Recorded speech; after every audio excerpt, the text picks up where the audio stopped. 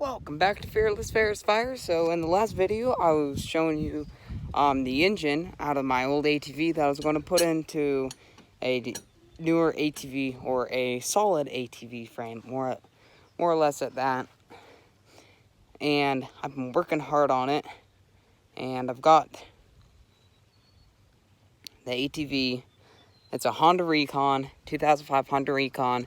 Had a Honda 250 in it, but I got the Yamaha engine put in it. So some struggles I dealt with in this is number one, if we go over and we look at, or we can just look here. So the engine is supposed to be facing that way, but the reason I turned it around is because that Honda engine that was originally in here turns counterclockwise, while this turns clockwise. So number two is that when this is facing in the correct orientation, the drive shaft comes out of more this left side. On that Honda, as you can see here, the drive shaft comes more out of the right side. So I had to go around that and basically fix that so we could make it work with this. So first thing I thought was just to flip, the axle over, but that would be too much modification to the ATV that I wanted to do.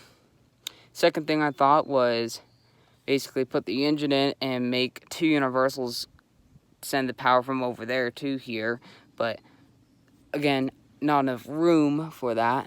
So I figured out, well, they turn in a different direction, so I just turn it around. So also, what I did to get it to be able to connect correctly up here is, you can't see very well, but see there's universal there and there's a bunch of weld. So basically I took the universal that was originally on the engine that actually connects to the spline, the actual shaft, and then I cut the ears off and welded the other universal onto that, and I did it on the lathe and everything to get it as zeroed out, or symmetrical is the word I'm coming up with at the moment, to basically make it so it wasn't going to rattle itself to death. Second thing is I now put it in the engine, and I couldn't get things to line up, so I just cut the top out of that. I'll probably weld it back in once I'm done, but that's the other thing I did. And so now I'm going to have to make some engine mounts so that this thing will sit in there properly. And once I get the engine mounts done, I have to just run through a couple pieces of wiring in here because the engine still is not wanting to fire up. So just going through that kind of stuff. But besides that, it's mostly put together. It was interesting trying to get it to fit up, but luckily I was able to just set it in here and get it lined up good enough without having to jack it up too much.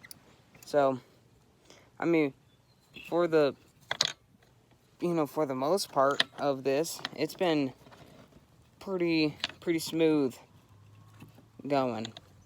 So I thought I'd give you guys an update of where we are. And the other struggle I have to deal with is I already cut this had a brace going from here down to about there. Cut that out so that this oil filter and where it connects to the radiator could come out. But now I'm dealing with the issue that these are bumped up right against a little bit, and I don't really want to cut this out because it's just going to make it weaker and weaker as more material I remove. But I'm thinking I'll cut this out and we'll pull off these, modify these so we can attach the oil cooler to there.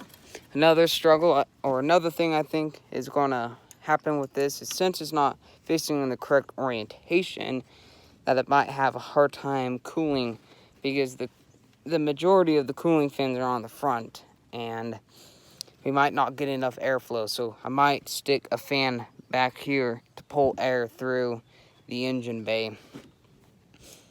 But that's all stuff that I'm going to figure out. So I'm going to call it there. Good. I hope you liked it, and if you guys have any suggestions actually for me, they will be greatly appreciated, and I'll see if I can put them to use, which most likely I will be able to. So thanks so much for watching. I hope you enjoyed this video and that it wasn't too boring, and I will see you guys in the next. Thanks so much for watching. Please like and think about subscribing. Alright, see you in the next video.